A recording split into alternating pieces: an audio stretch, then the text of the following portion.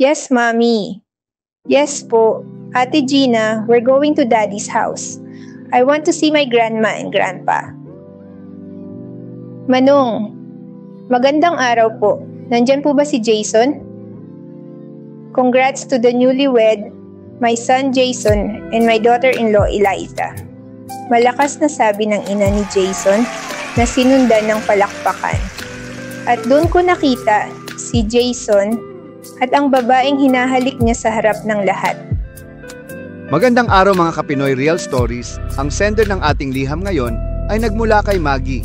Hindi niya tunay na pangalan. Tara at ating sundan ang madramang tagpo sa buhay ni Maggie.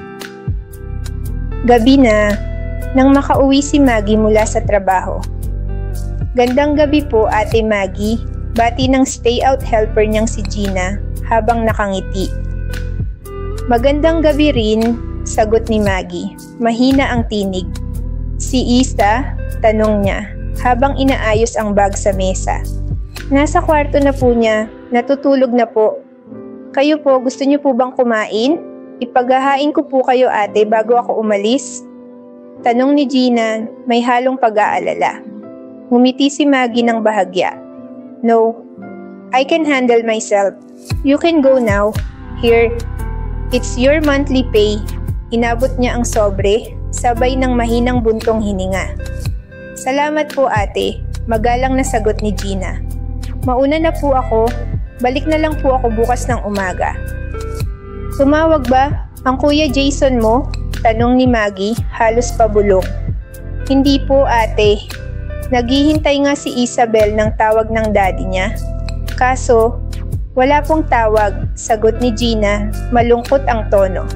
Tumango lang si Maggie, tahimik, at dahan-dahang pumasok sa kwarto ng anak. Narinig niya ang paglapit ni Gina sa pinto, ang tunog ng lock, at ang katahimikan pagkatapos noon. Lumapit siya sa kama, at marahang hinalikan ang noo ng anak. Awang-awa siya rito. Hanggang ngayon, nitawag mula sa ama, wala. 2 linggo na itong out of town, at kahit simpleng kamusta, hindi man lang nagawa.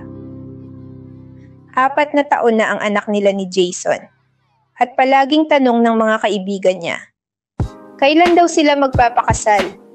Ngunit wala siyang maisagot, dahil hindi naman nila napag-usapan ni Jason. Kung napag-usapan man iyon, noong buntis pa lang siya kay Isa. Pero hanggang ngayon, walang kasal na inalok sa kanya. Hindi na rin niya ito tinanong. Hinayaan na lang niya. Lalo na't mula pa noon, hindi siya tanggap ng pamilya ni Jason. Mommy, why are you crying? Inosenteng tanong ng anak, habang nakadilat ang malalambing na mata. Nagulat si Maggie, sabay pahid ng mga luha. Hindi niya namalayang tumulo na pala ang mga ito. I'm just happy to have you in my life, baby. Ngiting sabi niya sa anak, kahit nanginginig ang tinig. Go back to sleep, ah? Magbibihis lang si Mommy. Tumango naman ang bata at muling pumikit. Nang masiguradong mahimbing na ang tulog ng anak, dahan-dahan siyang lumabas ng kwarto. Pumasok sa sarili niyang silid, nagbihis, at kinuha ang tuwalya. Pagpasok sa banyo, binuksan niya ang shower. At doon na niya ibinuhos ang luhang kanina pa gustong pumatak. Hindi niya maintindihan bakit hindi siya kayang ipaglaban ni Jason. Noong una, kahit tutol ang mga magulang nito, pinanindigan siya. Pero ngayon, tila mas natatakot na itong suwayin ng mga ito. Kahit nung nagkaanak na sila, mas lalo pa itong naging mailap. Dahil hindi tanggap ng mga magulang ni Jason ang anak nilang dalawa. Pero dahil mahal niya si Jason, at higit sa lahat, mahal niya ang anak nila, tiniis niya ang lahat. Kahit masakit, kahit siya na lang ang lumalaban. Kinabukasan, "Good morning po, ate." Nakangiting bati sa akin ni Gina nang makalabas ako ng kwarto. May sarili siyang susi na ibinigay ko para kahit tulog pa ako, makapasok siya. May tiwala naman ako sa kanya. Kilala ko rin kasi ang mga magulang ni Gina. Si Isa? Tanong ko. Nasa sala po ate. Hinihintay po kayo. Ngayon daw po kasi ang lakad nyo. Punta sa zoo, sabi ni Gina. Napapikit ako sandali. Nakalimutan ko nga palang ipapasyal ko siya ngayon. Sumama ka na sa amin. Magbibihis lang ako, sabi ko kay Gina. At agad na bumalik sa loob ng kwarto para maligo. Pagkatapos magbihis, lumabas ako ng kwarto at nakita kong nakabihis na rin ang anak ko. Masigla at excited. Agad kaming lumabas ng bahay at sinigurado ko munang nakalak ang pinto. Mami, is Daddy coming with us? Tanong ng anak ko habang naglalakad kami papunta sa kotse. Napabuntong hininga ako sabay iling. Your dad is busy, anak. Next time, we can ask Daddy to come with us, ngiti kong sagot habang nakatingin sa daan. Yes, Mommy. But I want to see Daddy, sabi pa nito. Halata sa boses ang lungkot. Naninikip ang dibdib ko. Bakit ba kasi? Hanggang ngayon, di pa rin kumukontak si Jason? Kahit tawag man lang, wala. Naramdaman ko ang inis. Ayos lang sana kung ako lang ang hindi niya kinakausap. Pero ang anak namin, hindi niya man lang matawagan. You want to go to Daddy's parents' house? Bigla kong nasabi at halos mapahinto ako sa sinabi ko. Bakit ko ba? Nasabi yun? Ayokong marinig ni Isa ang masasakit na salita mula sa mga magulang ni Jason gaya nung huli naming punta ron. Noon, bata pa si Isa. Wala pa siyang muwang. Pero ngayon, nakakaintindi na siya. Huli na para bawiin ko ang sinabi ko dahil nakita ko na ang saya sa mukha ng anak ko. Yes, Mommy. Yes po. Ate Gina, we're going to Daddy's house. I want to see my grandma and grandpa. Masayang sambit niya, halos tumatalon pa sa tuwa. Nakangiti lang si Gina at simpleng sumulyap sa akin. Walang sinasabi pero alam ko, naiintindihan niya. Si Gina ang kasama ko simula pa ng bata si Isa. Kahit di siya nagtatanong, alam niya ang lahat ng pinagdadaanan ko at ng pamilya naming buo pero hindi. Sigurado po ba kayo ate? Mahina at maingat niyang tanong. Napabuntong hininga na lang ako at dahan-dahang tumango. Ilang sandali pa, huminto kami sa tapat ng isang malaking bahay, isang mansion. Hindi galing sa simpleng pamilya si Jason. Kung may kaya man ang pamilya ko, mas higit pa rin ang kanila. May mga negosyo sila, hindi lang dito sa bansa, pati sa ibang bansa rin. Nakita kong may mga dekorasyon sa labas. Mga puti at pink na ribbon, mga bulaklak. Parang may selebrasyon. Lumapit ako sa gate at nagulat ang guard nang makita ako. Manong, magandang araw po. Nandyan po ba si Jason? Ipapasyal ko lang sana si Isa dito, sabi ko, mahinahon ang tono. Ho?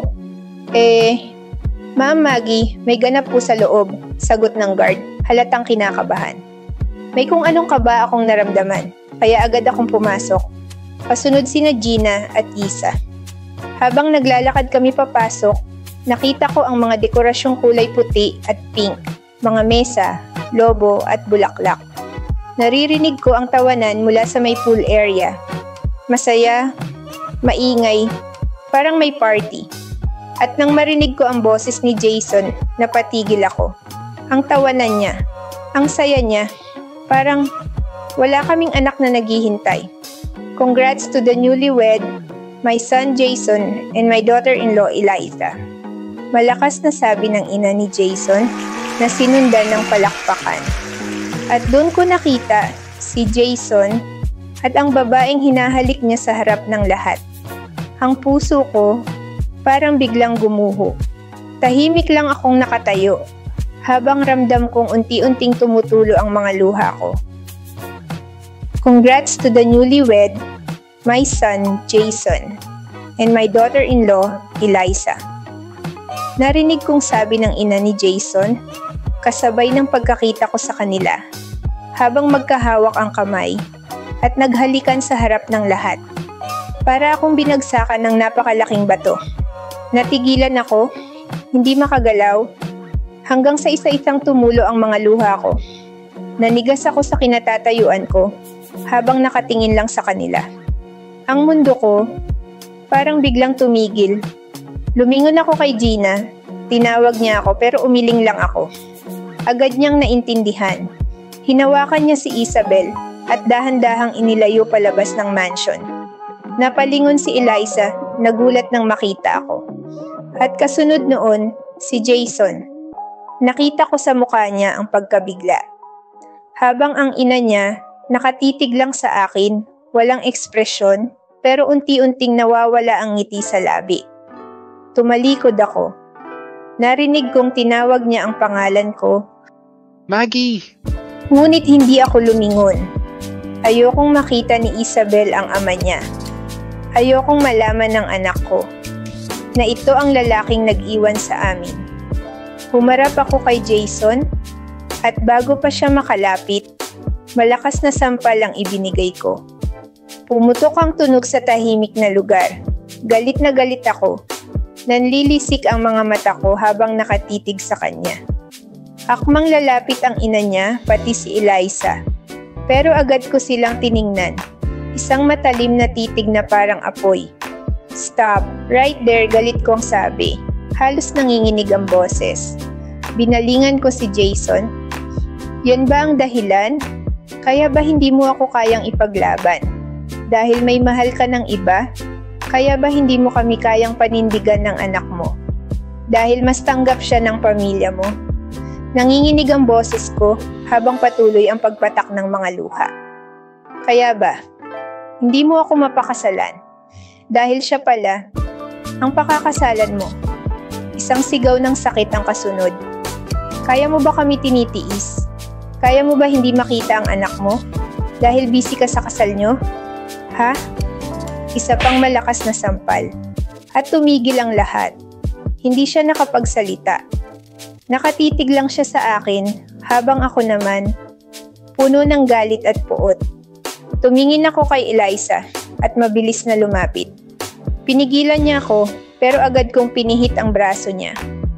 Huwag mo akong pipigilan, mababa pero matalim kong sabi. Paglapit ko kay Eliza, dalawang sampal. Isa sa kaliwa, isa sa kanan. Napatigil ang lahat. Maging ang ina ni Jason, hindi makapaniwala. It's my wedding gift. For the both of you, sabi ko. Malamig ang boses. Sabay tulak ko kay Eliza, diretso sa pool. At sa isang galaw, natumba rin ang 3 layer ng wedding cake. How dare you? Sigaw ng ina ni Jason. Simula ngayon. Mahina pero mabigat kong sabi, wala ka ng anak sa akin. Magpakasaya ka na hinubad ko ang singsing na ibinigay niya at inihagis sa harap nila. Pagkatapos, tumalikod ako at mabilis na lumabas ng mansion. Sundan niyo siya. Sigaw ng ina ni Jason. Stop! Sigaw ni Jason. Don't follow her. Let her go. Paglapit ko sa kotse, narinig kong boses ni Isa.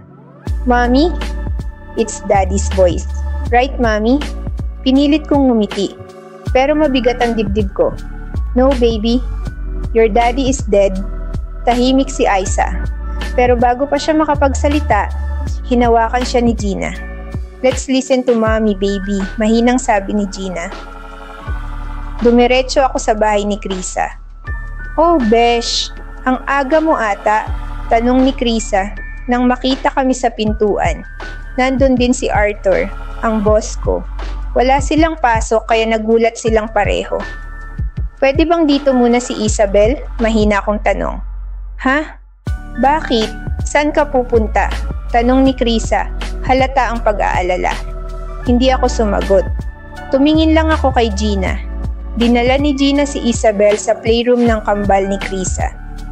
Habang inutusan ni Krisa ang yaya na samahan sila. At doon ko na ibinuhos ang lahat. Humagulhol ako at niyakap si Krisa ng mahigpit. Iiwan ko muna sa inyo ang anak ko.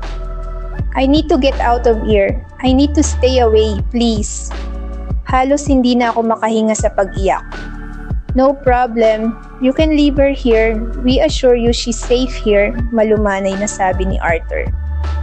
Can you not let Jason come near Isa? Tanong ko kay Arthur. Tumango siya. Rest assured. Thank you. Mahina akong tugon. Saan ka pupunta? Tanong ni Kriza. I don't know. I just want to think for a while. Ayokong makita ko ng anak ko na ganito. Sabi ko pilit pinapakalma ang sarili. It's okay, I understand, sabi ni Kriza. Pero wag mong pabayaan ang sarili mo. At wag mong kalimutang may anak kang naghihintay sa'yo. Tumango ako at muling niyakap siya. Humagulgol ako sa balikat niya. Tinawagan ni Arthur ang abogado niya para mag-file ng protection order laban kay Jason para hindi siya makalapit sa anak ko. Pagdating ng abogado, agad kong pinirmahan ang mga papel. Pagkatapos, lumapit ako sa anak ko. Baby, dito ka muna kina Ninang Krisa, ha? May business meeting si Mami. Sa malayo, ngumiti ako kahit nanginginig ang labi ko. Talaga, Mami? I'm going to stay here with Ninang and Ninong? Masayang tanong ni Isa. Tumango ako habang pinipigilan ang luha. Alam kong mali na iiwan ko siya. Pero kailangan ko. Kailangan kong ayusin ang sarili ko para rin sa kanya. I have to heal myself first. Mahina akong bulong. It's unfair for my kid to see me suffering. Magpapakabait ka, ha? Don't worry. Mommy will come back after it's done, okay, baby? Tumango si Isa at niyakap ako ng mahigpit. Hindi ko na napigilan ang pagluha. Hinawakan niya ang pisngi ko at pinahiran ang mga luha ko. Mommy, I know. You're hurt here. Itinuro niya ang dibdib ko. Daddy hurt you. Mas lalo akong napaiyak. I understand, Mommy. I love you. I will stay here and wait for you. But don't take so long, okay? Niyakap niya ako muli. Hinaplos niya ang likod ko. I'm a brave girl, Mommy. I love you. Di na ako nagsalita. Hinayaan ko na lang ang luha kong bumagsak. Pati sina Gina at Krisa, tahimik na umiiyak. Masyado pang bata ang anak ko. 4 na taon pa lang. Pero napakatatag. Pangako, anak, mahina kong sabi. Babalik si Mommy at sisiguraduhin kong ayos na si Mommy without Daddy ngumiti si Isa. Yes, Mommy. I know you will. I'm a brave girl. You're also brave. Tumango ako at hinaplos ang buhok niya. Mag-iingat ka, sabi ni Krisa. Seryoso ang tono. Tandaan mo, andito kami ni Isa. Maghihintay kami sa pagbalik mo, tumango ako at sumakay sa kotse. Don't worry about your work, sabi ni Krisa. Arthur said he'll handle it. Thank you, Besh. Tanging nasabi ko bago pinaandar ang kotse at tuluyang lumayo. It's been a year since I left my home and left my daughter with Krisa. Alam ko, hindi ko dapat ginawa yon. Pero kailangan ko munang ilayo ang sarili ko para na rin sa kapakanan niya. Mommy, I miss you. Masiglang sigaw ni Isa, sabay nguso ng labi niya. Napatawa na lang ako habang nakatingin sa laptop. Kahit malayo ako, lagi kong tinatawagan ng anak ko. I miss you too, my baby. How are you? Did you give Ninang a headache again? No, Mommy, not me. It's Kuya Denver and Ate Dana. They always give Ninang and Ninong a headache. Mula sa likod niya sumabat ang kambal, sabay duet ng, No, we're not. Napahagikik si Isa. Yes, you are. You always fighting, sabi pa niya. Nakita kong nakabusangot ang kambal. Ang kukulit talaga nila. Mommy, when you come home, I really miss you, Mommy. Ramdam ko sa boses niya ang lungkot. Napabuntong hininga ako. At dun ko naramdaman ang guilt. I need to go home. As soon as possible. Masyado nang mahaba ang panahon na inilayo ko ang sarili ko sa anak ko. Don't worry, baby. Mommy will come soon, okay? I just have to finish my work here. Then Mommy will come. Okay, Mommy. Don't worry, Mommy. I'm a good girl here. I will wait for you. Thank you, baby. I love you. I love you too, Mommy. Mommy? Yes, baby? Are you okay now? Did your heart still feel hurt? Natigilan ako. Hindi ko inasahan na itatanong niya yun ngayon. Ang bata pa niya. Pero ramdam niya ang bigat sa dibdib ko. Mommy is okay now, baby. But I don't know what will happen when I see your dad again. I'm not ready yet to face him, baby. Don't worry, Mommy. I'm here for you. I love you always. You can find another daddy for me. Napatitig ako sa screen. What did she just say? Where did you get that idea? It's from Tita Pauline. She asked me if I want a new daddy. Napakamot ako sa ulo. At sabay na pahampas sa noo. Ito talagang kaibigan ko kung ano-anong sinasabi sa anak ko. It's okay if I have another daddy. Patuloy ni Aiza. As long as he's not going to hurt you, Mommy.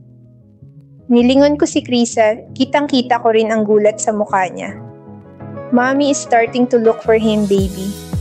But I still can't find him.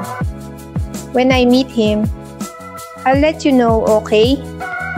Agad na sumilay ang ngiti sa mga mata ng anak ko. Marahil, nangungulila siya sa kalinga ng isang ama na hindi na ibigay ni Jason dahil hindi niya kami pinaglaban. At ako rin, hindi ko rin nilabanan ang sakit. At alam kong mali ako ron. Natapos, ang tawag namin matapos ang halos 1 oras na kwentuhan. Mag, tonight is your 31st blind date. Malakas na sigaw ni Pauline, isa sa mga kaibigan kong walang sawang mag-push sa akin. Napapikit ako ng mariin. Na naman, hindi ka ba nagsasawa dyan? Hindi ah, bakit naman ako magsasawa eh? Para sa'yo naman tong hinahanap ko. Malamig kaya sa gabi na walang yumayakap. Napailing ako. Sanay na akong walang kayakap. Sus, punta ka na. Wala namang mawawala sa'yo.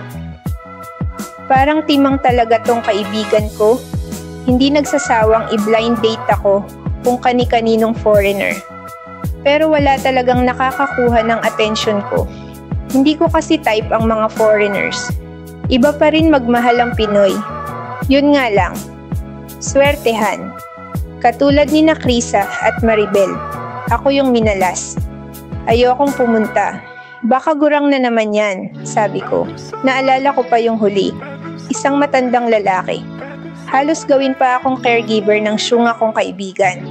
Promise, this is the last candidate. He's different. If you don't like him, I'll stop. Napabuntong hininga ako. Fine. Kasi alam kong hindi siya titigil hanggat hindi ako pumayag. But in another place, ha? Ayokong sa parehong restaurant. Kapag dun ulit, hindi ko sisiputin yan. Ngumiti siya, sabay tawag sa telepono. Habang ako naman, nagre-review ng mga documents na isisend ko kay Arthur through Gmail. Yes, I still work for him. Inilipat niya ako dito sa Italy bilang supervisor ng isa sa mga hotels nila na pag-aari ng uncle ni Krisa. Maya-maya, nag-message si Pauline ng lugar ng blind date. Kaya pag-uwi ko, nag-ayos na lang ako ng simple pero maayos na damit. Gusto ko na lang tapusin tong cycle. Tama siya, wala namang mawawala. Pero ito na ang huli. After this, ayoko na talaga. Pero habang papalapit ako sa lugar, huminto ako, itinabi ko ang kotse. At napag-isip-isip kong, ayoko nang pumunta. Mas pinili kong magpatuloy sa pagmamaneho kung saan ako dalhin ng kotse ko. Hanggang sa makarating ako sa isang bar. I turned off my phone, iniwan ko lang sa loob ng sasakyan. Kasi alam kong kapag nalaman ni Pauline na hindi ako sumipot, tatawagan na naman niya ako ng paulit-ulit. Pagpasok ko sa bar, dumiretso ako sa counter. 1 whiskey please. Yes ma'am, sagot ng bartender. Napabuntong hininga ako. Tahimik kong pinanood ang paghalo ng amber na kulay ng alak sa baso. At sa bawat lagok ko, unti-unti kong inaalala ang boses ng anak ko. Napakabata pa niya, pero kung mag-isip, mas matanda pa sa akin minsan. Hey George, I already set up your blind date. Sabi ni Lovie, kaibigan ko at business partner pa minsan. What? Since when did I ever get interested in blind dates? Tanong ko, napataas pa ang kilay. Ngayon lang. Sagot niya na may ngiting parang may binabalak. Don't worry, sabi ng kausap ko. Maganda raw at sexy yung ka-blind date mo. Pinay pa. I'm not interested, Lovie. Seryoso kong sabi, diretso ang tingin sa kanya. But I'm interested. For you. George, lagpas ka na sa kalendaryo. You need someone to be with. Balik niya, parang nanay kong makulit. I'm not looking for someone. And I don't want to either. Sa tingin mo ba may tatanggap pa sa kalagayan ko? Inis kong tanong. Just try it, George. Wala namang mawawala sa'yo. I won't go. Sagot ko bago tumayo at tuluyang umalis sa restaurant. Which, by the way, kami rin ang may-ari. Narinig ko pang tinatawag niya ako pero binaliwala ko. Sumakay ako sa kotse, pinaandar, at tinodo ang takbo hanggang makarating ako sa bar ng isa pa naming kaibigan, si Ben. Tawag ng tawag si Lovie pero hindi ko sinagot. Sa huli, pinatay ko na lang ang phone ko. Isinilid sa bulsa at diretso sa counter para umorder ng maiinom. Habang umiinom ako, napalingon ako sa isang babae sa kabilang gilid ng bar. Hindi ko siya kilala pero alam kong ngayon ko lang siya nakita dito. Kahit nakatagilid, pansin ko ang sunod-sunod niyang pagbuntong hininga. Mabilis din siyang uminom. Parang gustong ubusin ang lahat ng sakit sa bawat lagok. Hey, alone? Tanong ko. Lumingon siya sa akin at ngumiti ng pilit. I could see it in her eyes. Puno ng sakit. Kahit yung ngiti niya halatang peke. Yeah, I'm always alone. Mahinaan niyang sabi. May pait sa boses. Medyo lasing na rin siya. Can I accompany you? Tanong ko ulit. Yeah, sure. Sagot niya, sabay tagay ulit ng alak. I'm George, pakilala ko. You can call me George. Maggie, may clean niyang sagot. Hinayaan ko muna siyang uminom. Pero nang mapansin kong halos maubos na niya ang laman ng baso, pinigilan ko siya. Hey, that's enough. Lasing ka na, just let me. Gusto ko lang maglasing. I'm tired. Gusto ko magpahinga, sabi niya. Doon ko lang napansin, Pinay pala siya. Pinay ka? Tanong ko. Tumango lang siya. May problema ka ba? Bakit parang gusto mong ubusin yung alak? Problema? Desk, madami. Pero kahit naman maglasing ako, di rin naman nawawala yung mga yon. Sagot niya sabay irap sa baso. Hindi naman talaga nakakawala ng problema ang pag-inom. Mas nakakadagdag lang ng sakit sa ulo, sabi ko. Napatawa siya ng mahina. Can I tell you my problem? Tanong niya bigla. Yeah, sure. Pero hindi dito, masyadong maingay. I can take you somewhere we can talk, sabi ko. Tumango siya. Inalalayan ko siya palabas. At sa di ko maipaliwanag na dahilan, may dumaloy na kakaibang kuryente nang magdikit ang balat namin. Where are we going? Tanong niya. To my place, if that's okay. We can still drink there, sagot ko. Yeah, sure. But what about my car? Leave it here. Ako na bahala, sabi ko sa kanya. Sumama ako kay George at ngayon nandito kami sa condo niya. Hindi ko alam kung bakit ako sumama pero magaan ang pakiramdam ko sa kanya. Parang safe. Parang may connection agad kahit ngayon lang kami nagkita. Nakaupo ako sa terrace, tahimik. Malamig ang simoy ng hangin. Here, sabi niya, inilapag ang mamahaling bote ng wine sa mesa. Malamig ang hangin, perfect for this. Binuksan niya yun, nagsalin ng alak sa 2 baso at iniabot sa akin ng isa. So, how long have you been staying here? Tanong niya. It's been a year, sagot ko. Iniwan ko muna anak ko sa best friend ko. So nagtatrabaho ka dito? Yes. Actually, husband ng best friend ko ang boss ko. Dito muna niya ako inassign. Gusto ko kasi munang lumayo. Tumango lang siya, parang hinihintay pa akong magpatuloy. At ayun nga, nagkwento ako, sinabi ko lahat. Yung sakit, yung pag-iwan ko sa anak ko, lahat. At habang nagsasalita ako, gumaan yung dibdib ko. Pero kasabay ng ginhawa, dumaloy ang mga luha. It's unfair to my daughter. But I had to stay away. Ayokong makita niya akong nahihirapan. Kung hindi ako umalis, baka tuluyan na akong mabaliw, sabi ko. Halos pabulong. Hindi ko na malayan, yakap na pala niya ako. At dun ko lang naramdaman na may matagal ng lamig sa puso kong unti-unti nang natutunaw. Nangalahati na yung wine namin. Tahimik. Tapos, marahan niyang pinunasan yung luha ko. Mainit, maingat. Napapikit ako at bago ko pa maunawaan ang nangyayari, lumapat ang labi niya sa labi ko. Isang halik na banayad pero puno ng init. Matagal na panahon na mula nang may humalik sa akin.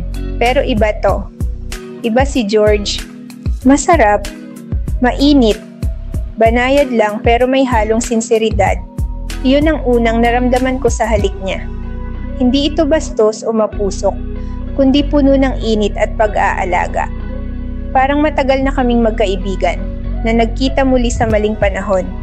Nagulat ako sa sarili kong gumanti. Naging mas malalim ang halikan namin, mabagal pero totoo.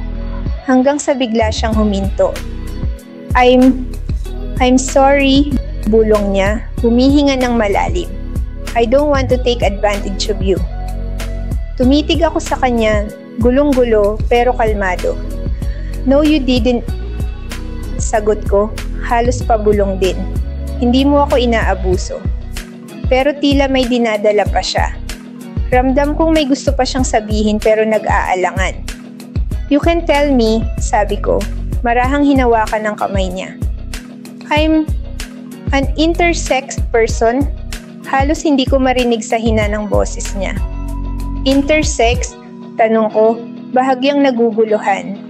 I was born this way, paliwanag niya, bakas ang kaba sa mukha. I look like a woman, but I also have male features. I know it's hard to understand, tahimik ako sandali.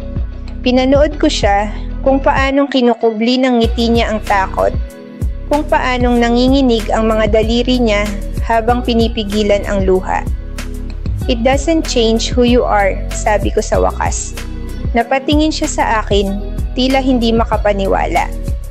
What I see now, dagdag ko, is someone brave enough to be honest. Hindi lahat kayang sabihin ng totoo tungkol sa sarili nila, doon siya tuluyang napaiyak. Hinawakan ko siya sa pisngi. Pinunasan ng luha niya at niyakap siya ng mahigpit. Walang salita, pero malinaw, parehong may sugat, parehong may iniwan sa nakaraan. Tahimik kaming nagtagal ng ganoon.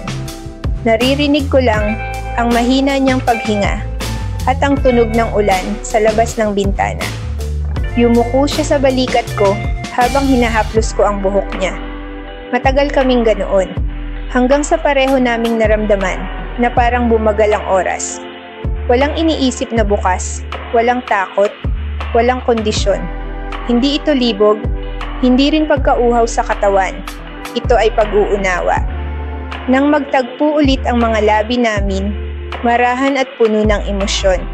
Hindi namin hinayaan na maging mabilis ang sandaling iyon. Ang bawat galaw, bawat haplos, ay parang sinasabi na, nandito ako, naiintindihan kita. Sabay kaming nagising ni Maggie dahil sa lakas ng tunog ng telepono sa bedside table ko. Inis kong dinampot yun. Bakit ba? Inis kong tanong. Where are you, Georgina? Alam mo bang pareho kayong hindi sumipot sa date nyo kagabi? Sabi niya. Buti na lang at hindi rin sumipot yung ka-blind date ko kuno. Oh, ano naman ngayon? Sa may kadate akong iba kagabi, sagot ko. Sabay lingon sa babaeng pupungas-pungas at kinupusot pa ang mga mata. What? Pili ng nasa kabilang linya dahilan para mapangiwi kami ni Maggie. Ang ingay mo, sabi ko sabay baba ng telepono. Nagring ulit, kaya hinang-up na lang ni Maggie. Pasensya ka na ha, sabi ko sa kanya. Maingay talaga yung babaeng yon. Ayos lang, sagot niya habang napapangiwi rin. Napasobra ata tayo, biro ko at natawa siya. Let's go take a shower together so we can eat after, sabi ko. Nagsasalita pa sana siya nang buhatin ko siya. Pareho pa kaming walang suot, kaya namula agad ang pisngi niya. Dahilan para mapatawa ako. Binuksan ko ang shower at pinaandar sa maligamgam. Hinila ko siya palapit at hinalikan. Sa halip na umiwas, pumikit siya at gumanti. The kiss was slow, warm, and comforting. A mixture of awkwardness and sweetness from what happened last night. Nagtagal kami sa ganung sandali, enjoying the water and the quiet moment between us. It felt calm this time. No rush, no lust. Just a strange sense of connection. After a while, sabay kami naligo at nagbihis. May bagong damit ako na hindi ko pa nagagamit, kaya iyon ang ibinigay ko sa kanya. Now I know the reason why I can't wear that dress, sabi ko sabay lapit. Why? Tanong niya. Because it's reserved for you, sagot ko sabay halik sa labi niya. Hindi ko rin alam kung bakit, pero nakaka-addict siyang halikan. Laging may lambing. Paglabas namin ng kwarto, biglang tumunog ang doorbell ng sunod-sunod. Alam ko na kung sino iyon. Tumingin ako kay Maggie at ngumiti lang siya habang tumango. Binuksan ko ang pinto at nandoon si Lovie. Who's that girl you're dating last night? Nagsimula siyang magsalita pero natigilan. She's my date last night, sagot ko ng diretso. Sabay tayo sa tabi ni Maggie. Siya? Halos sigaw ni Lovie. Yes, why? Tanong ko, litong-lito sa ekspresyon niya. Oh!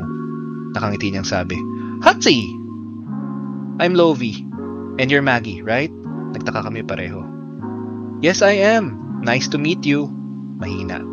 At medyo nahihiyang tugon ni Maggie. Well, I think you're not just dating last night, sabi ni Lovie sabay tawa.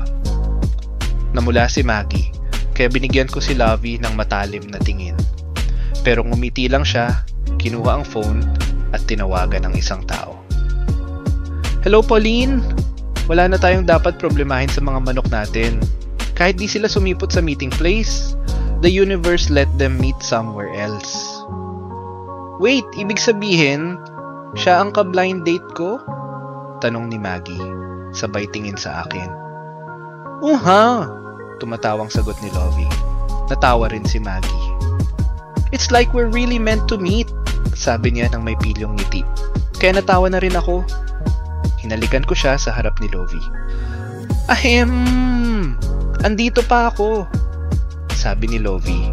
Sabay tawa. O siya, sige na. I'll leave now. Enjoy guys. Paakyat na sana siya pero huminto ulit. Sa restaurant na kayo kumain. Magpapahanda ako. Pupunta rin si Pauline. And I don't accept no. Seryosong sabi niya bago tuluyang umalis. Napailing na lang ako. Hinawakan ko ang kamay ni Maggie at magkasabay kaming lumabas ng kondo. Pagdating namin sa restaurant, nandoon na nga si Pauline, kaibigan ni Maggie. Doon kami kumain habang nagtatawanan at tinutokso kami ng dalawang babae. At sa kabila ng lahat, hindi ko mapigilang isipin na baka nga this meeting wasn't an accident at all.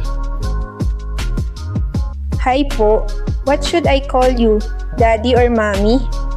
Tanong ng anak ko nang mag-video call kami. Kasama ko si George at ipinakilala ko siya kay Krisa. Ngumiti si George. It's up to you, sweetheart, sabi niya, kalmado at may lambing.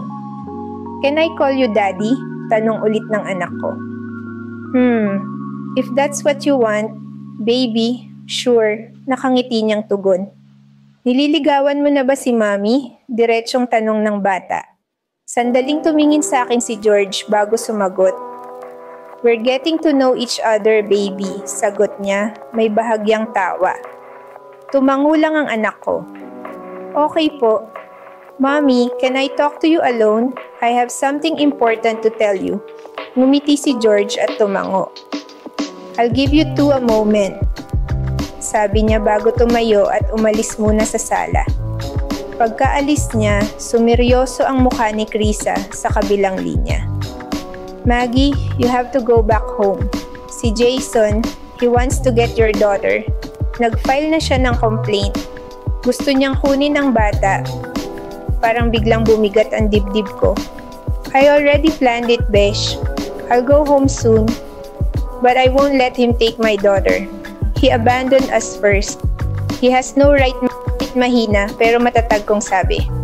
Tumango lang si Krisa. Are you sure about George? Tanong niya. Ngumiti ako. It's strange, I know. Pero iba siya. I feel comfortable with her. Safe. Maybe this is what I needed. Peace. Nagbuntong hininga si Krisa. Okay, Besh. As long as you're happy, I'll support you no matter what. Pero let me ask. Huminto siya sandali at ngumisi. Gwapo ba? Napatawa ako. Oo naman. And very nakakakilig, sabi ko habang naiiling. Pareho kaming natawa ng malakas. Nang matapos ang tawag, lumabas si George mula sa kwarto, hawak ang 2 tasa ng kape. Naughty, sabi niya habang nakangiti at lumapit sa likod ko. Marahan niya akong niyakap, inilapat ang ulo niya sa balikat ko. Ganyan kami ni Krisa dati pa, sabi ko habang natatawa. Lagi kaming nagtatawanan kahit may problema. George smiled softly. You look lighter now.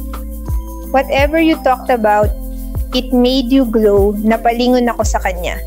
At sandaling nagtagpo ang aming mga mata. She's right, you know, sabi ko. I needed this peace. Then stay in it, sagot niya. You don't have to run anymore. Tahimik lang kami. Walang halikan, walang mali siya. Just a long, sincere moment of connection. Ramdam ko ang init ng kanyang yakap at ang katotohanang hindi ko na kailangang itago ang sarili ko. Habang nasa ganung posisyon kami, biglang tumunog ang cellphone ko. Si Krisa ulit. May pinadala siyang mensahe. Pack your things soon. Jason's lawyer contacted me. Napakapit ako kay George. He looked at me, concern written on her face. What's wrong? I met her eyes. It's starting, George. Jason's coming back. Kakatapos ko lang maligo nang makita kong mahimbing pang natutulog si Maggie. Umupo ako sa gilid ng kama at pinanood ang kanyang maamong mukha. She really looked like an angel. Ang mapupungay niyang mga mata, ang matangos na ilong, at ang mga labi niyang kay sarap titigan. Alam kong mabilis, pero I think I already fell in love with her. Hindi dahil sa nangyari sa amin, kundi dahil binigyan niya ako ng liwanag sa gitna ng madilim kong mundo.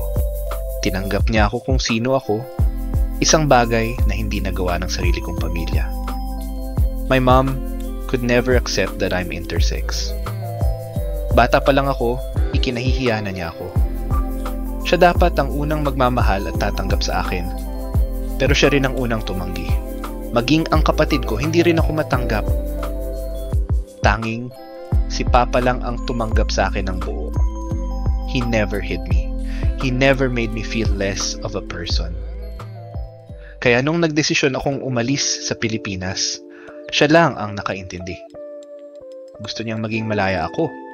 Malayo sa mga mapanghusga at mapanghamak. Bukod kay Papa, si Lovie lang ang tunay kong kaibigan. She is transgender at ako mismo ang tumulong sa kanya para maging totoo sa sarili. Ngayon, may love life na siya. Kaya nga gusto niya na rin akong magkaroon ng jowa. Ayaw niyang maging single ako habang buhay. Pero, ayoko sa blind dates. Ironically, si Maggie rin pala ay madalas iset up sa blind dates pero laging umaatras. Nakakatawa nga dahil pareho kaming hindi sumipot sa mga blind date namin. Yun pala, kami mismo ang nakatadhana sa isa't isa. Hinalikan ko ang noo niya bago ako tumayo para magbihis nang biglang tumunog ang cellphone ko. Si Attorney Ferrer, ang abogado ni Papa. Naalala ko bigla ang bilin ni Papa bago ako umalis. When Attorney Ferrer calls, you need to come back home. 5 taon na mula nang umalis ako. Kinabahan ako habang sinasagot ko ang tawag. You need to come home, sabi ni Attorney Ferrer. Malamig pero may bigat sa boses. Napatingin ako kay Maggie. Is there any problem, Attorney? Tanong ko. Your dad is in the hospital now. He wants to see you as soon as possible. I already prepared a private chopper for you. Narinig ko ang ugong ng helicopter mula sa rooftop. It's already waiting. Come home, George, before anything bad happens, sabi niya bago ibaba ang tawag. Ginising ko agad si Maggie. Upungas-pungas pa siya nang bumangon. I need to go back home, sabi ko ng seryoso. Nagulat siya. My dad needs me. Can you wait for me? Tanong ko, habang tinitigan ko siya ng masuyo. Ngumiti siya at tumango. I'll wait for you. Go, don't worry about me, sagot niya, sabay halik sa labi ko. Tumulo ang luha ko. Niyakap ko siya ng mahigpit. I love you, bulong ko, habang magkadikit ang mga noo namin. I love you too, sagot niya. Go now. Hinalikan ko siyang muli bago kinuha ang mga gamit ko at mabilis na umalis. Habang papalapit ako sa chopper, nagdasal akong sana ay maabutan ko pa si Papa. Oh, ba't malungkot ang bishi ko? Tanong ni Pauline habang tinitingnan akong nakatulala sa kawalan. 1 linggo na at wala pa ring balita mula kay George. Nothing, sagot kong matamlay. Hindi pa rin siya nagpaparamdam? Tanong ulit ni Pauline, halatang nag-aalala. Tumango lang ako, nakasandal ang baba sa mesa. Lovie told me may problema raw sa Pinas kaya umuwi si George. Pero kahit sa kanya, hindi rin daw nagparamdam, sabi ni Pauline. Napabuntong hininga na lang ako. Sana ay maayos lang siya. Alam kong may mabigat na dahilan kung bakit hindi siya makontak. Nangako siya sa akin na babalikan niya ako, kaya maghihintay ako. Biglang tumunog ang cellphone ko. Si Kriza. Hi Besh, mahina akong bati. You need to go back home as soon as possible, diretsong sabi niya. Why? Tanong ko agad. It's about Isabel's grandfather's last will. The attorney contacted me and he wants you there before he reads it. What? Last will? Gulat kong tanong. Yes. The attorney said you should come home ASAP. He's trying to delay the reading because the wife is already asking questions. She doesn't know yet that your daughter is included in the will. Is Isabel okay? Tanong ko, agad nakabado. Yes, she's fine. Arthur and I already hired a private bodyguard for her. They're staying indoors for now. The attorney's sending a private chopper to pick you up. Tumango lang ako, parang nakikita niya ako kahit sa tawag lang. Pagkababa ng telepono, agad kong inayos ang mga gamit ko. Sakto namang tumawag si George. Sinagot ko agad. I told him I was about to leave too. Papunta sa airport kung saan naghihintay ang private chopper. Mommy! Masayang sigaw ng anak ko nang makita ako. Tumakbo siya papalapit at agad kong ibinuka ang mga braso ko para salubungin siya. I miss you, my baby girl, naiiyak kong sabi habang hinahalikan ko ang kanyang mukha. I miss you too, mommy, sagot niya. Umiiyak na rin habang isinubsob ang mukha niya sa leeg ko. Mommy won't leave you again, anak. I'm sorry kung iniwan kita noon, sabi ko ng taos-puso, habang nilulukuban ako ng guilt at panghihinayang. Mahina lang niyang sagot, pero mas mahigpit ang yakap niya sa akin. Hi, Besh, nakangiting bati ni Krisa habang lumapit at niyakap ako. Hi po ate, bati naman ni Gina na nakangiti rin. Hi, kumusta ka na? Sagot ko habang niyayakap siya. Ayos lang po, engaged na po ako, sabi ni Gina sabay taas ng kamay para ipakita ang singsing. Aba, naunahan mo pa ako ha, natatawa kong sabi. Hehe, tamang-tama, umuwi ka na. Gagawin kitang bridesmaid at ninang ko, sabi ni Gina. Ay, hindi na ako bagay maging bridesmaid. Ninang na lang, natatawa kong sagot. Mommy, where's Daddy George? Biglang tanong ng anak ko, sabay tingin sa akin. Natigilan ako sandali bago sumagot. She's busy, baby. May mga importanteng ginagawa si Daddy George. Pero nandito rin siya sa Philippines. Biglang kumislap ang mga mata ni Isabel. Talaga? Ibig sabihin mamimit ko na siya? Tanong niya, puno ng excitement. Yes, baby. Pero hintayin muna natin si Daddy George na tumawag, okay? Sabi ko, at masigla siyang tumango. Tara na sa loob. Aya ni Krisa sabay lakad papasok sa bahay. Sumunod kami ni Isa habang buhat ko pa rin siya. Na-miss kita, anak, sabi ko habang hinahaplos ang kanyang muka. I miss you too, Mommy, sagot niya, sabay yakap ulit. Ate, may bisita ka, tawag ni Gina. Nakita ko ang isang lalaking nakasuit. May edad na malamang siya ang attorney ng lolo ni Aiza. Good evening, Miss Torres, bati ng attorney. I'm Attorney Eddie Ferrer. Inabot niya ang kamay niya at tinanggap ko ito. Nice to meet you, attorney. Please, have a seat, sabi ko. No need, Miss Torres. Hindi rin ako magtatagal, mahinahon, pero seryoso niyang tugon. I came here to personally inform you that you need to be at the Dela Villarde residence tomorrow morning. Pero attorney, sigurado po ba kayo na anak ko talaga ang kasama sa last will? Baka naman may pagkakamali lang, tanong ko, halatang naguguluhan. Sigurado ako, Hija. Hindi ako magkakamali, matatag niyang sagot. I have to go now. I'll wait for you tomorrow. At agad siyang umalis. Naiwan akong nakatingin hanggang sa mawala siya sa paningin ko. Tinapik lang ni Krisa ang balikat ko. Kinabukasan maaga kaming umalis ni Gina at ng anak kong si Isabel papunta sa bahay ng mga Villarde. Pagdating namin doon, agad kong narinig ang boses ng isang babae. Ano ba, attorney? What are you waiting for? Basahin mo na. Inis na sabi ng ina ni Jason. Napatingin sa akin si Attorney Ferrer at agad ding napansin ako ng pamilya Villard. Kita ko sa mukha ni Jason at ng kanyang ina ang pagkagulat, pati na rin ng bagong asawa niya. Pero may isa pang nakakuha ng pansin ko. Ang babaeng nakatalikod. Pamilyar ang hugis ng likod niya at ang amoy ng kanyang pabango. What are you doing here? Sigaw ng ina ni Jason na siyang nagpalingon sa akin. At doon ko nakita, si George, maputla, pagod, pero nandun siya. George, mahina kong tawag habang napapaluha. Lumapit ako agad at niyakap siya ng mahigpit. Niyakap din niya ako pabalik. Isang yakap na puno ng pagod, ginhawa at pananabik.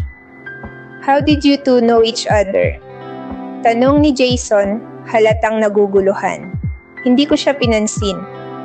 We can talk later, bulong ko kay George habang hinihimas ko ang likod niya. Tumango siya at ngumiti ng mahina. What are you doing here? You're not part of the family, singhal ng ina ni Jason. She's not, malamig na sagot ni George, but her daughter is.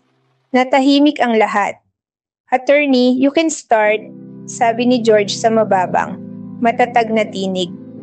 Binasa ng attorney ang last will.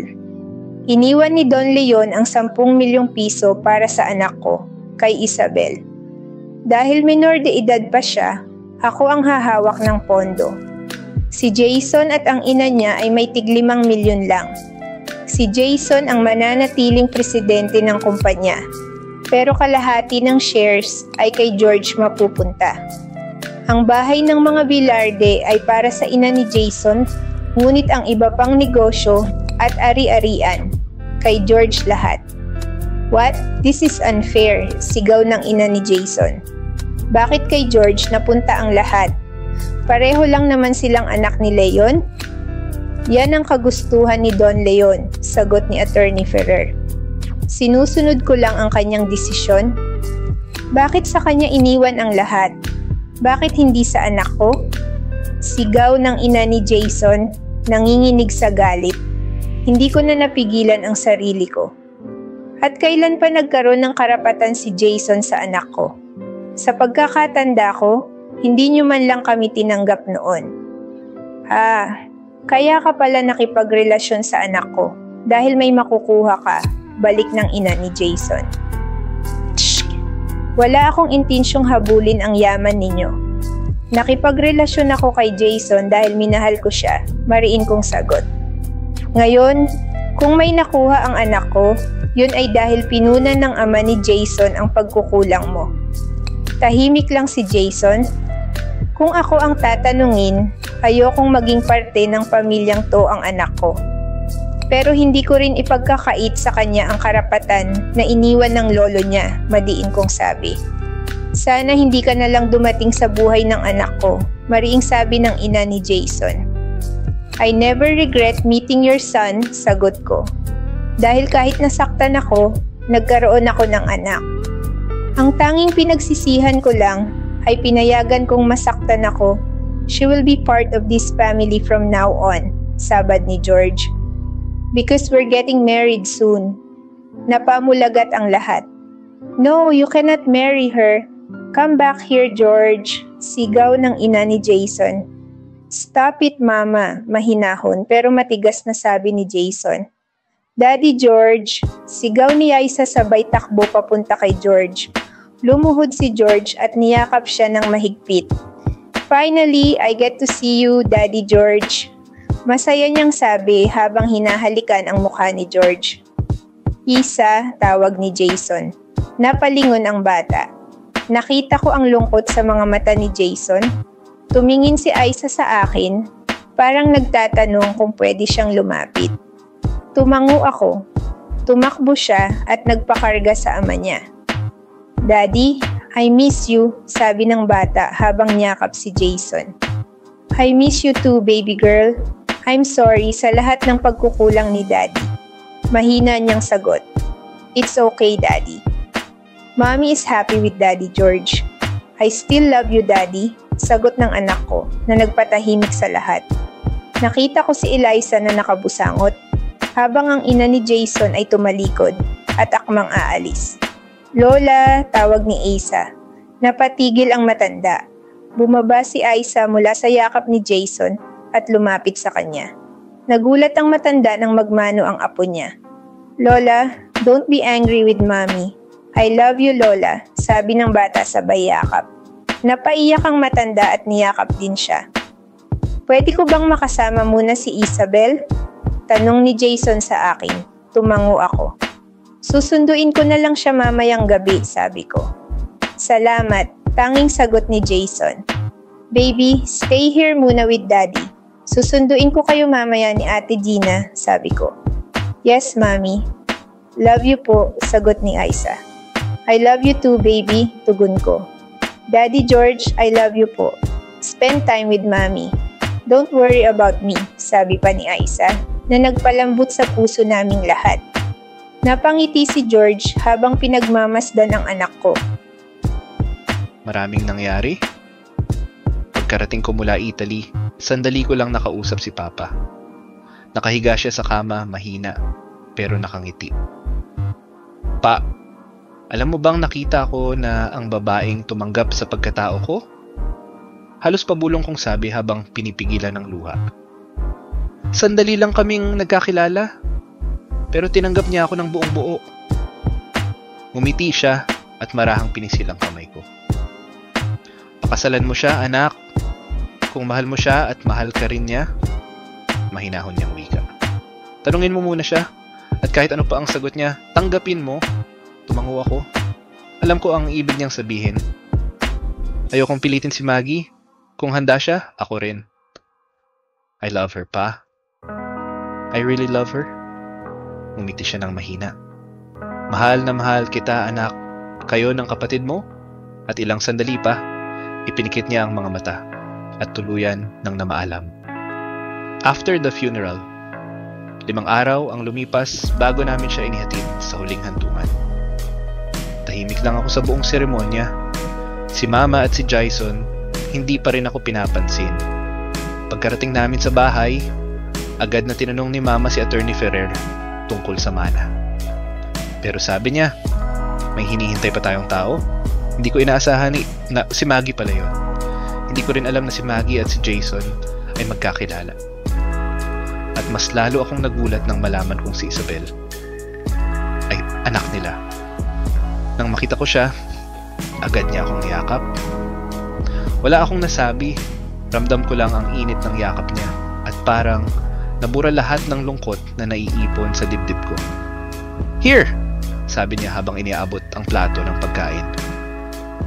"Thanks, I guess I forgot to eat these past few days. Don't skip meals. You need strength," sabi niya. May pag-aalala sa mga mata niya. Habang kumakain kami, napatingin ako sa mga larawan sa dingding. Mga lumang larawan nila ni Jason at ni Isa. Kinuha ni Maggie ang isa, parang balak niyang itapon, pero pinigilan ko siya. "Hayaan mo na, para kay Isa yan. Dapat makita niya kayong magkasama." "You're right." Pagkatapos namin kumain, umupo kami sa sala. Tahimik lang, pero magaan. Maya-maya, marahan niyang hinawakan ang kamay ko. "I missed you," sabi niya. Ngumiti ako. "I missed you too." Sa sandaling yon, nagtagpo ulit ang mga mata namin at para bang bumalik lahat ng emosyon na itinago namin noon. Hindi na kailangan ng salita.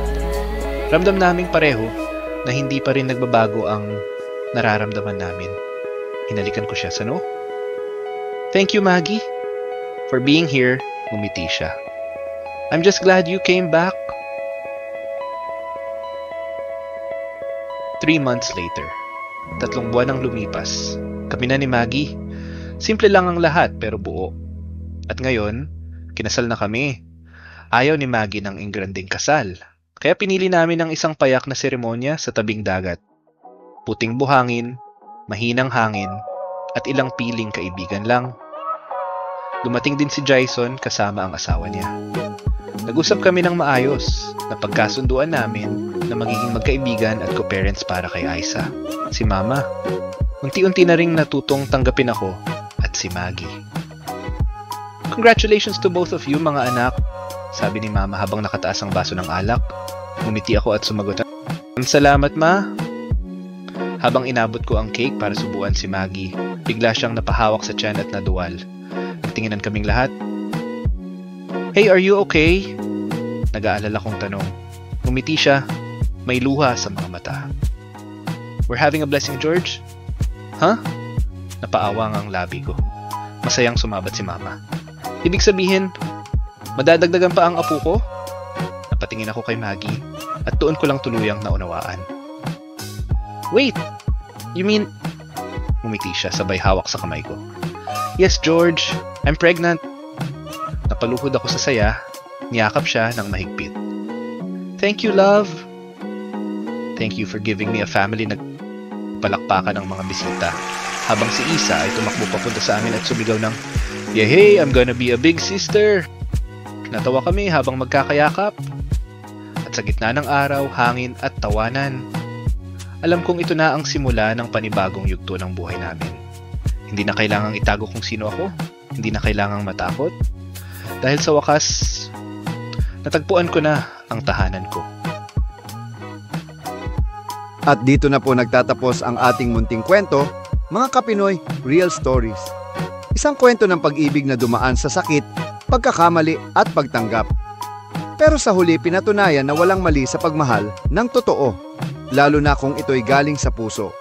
Minsan kailangan nating masaktan muna para matutunan kung paano magmahal ng tama. At minsan din, ang tunay na pamilya ay hindi lang binubuo ng dugo, kundi ng mga taong marunong umintindi, tumanggap at magpatawad. Tandaan, sa bawat pagtatapos, may panibagong simula. At sa bawat sugat, may pag-asang maghilom basta't may pagmamahal. Kung nagustuhan ninyo ang kwentong ito, huwag kalimutang mag-like, mag-subscribe at ihit na rin ang notification bell para lagi kayong updated sa mga bago nating magagandang Pinoy Real Stories, mga kwentong totoo, damang-dama at pusong Pinoy.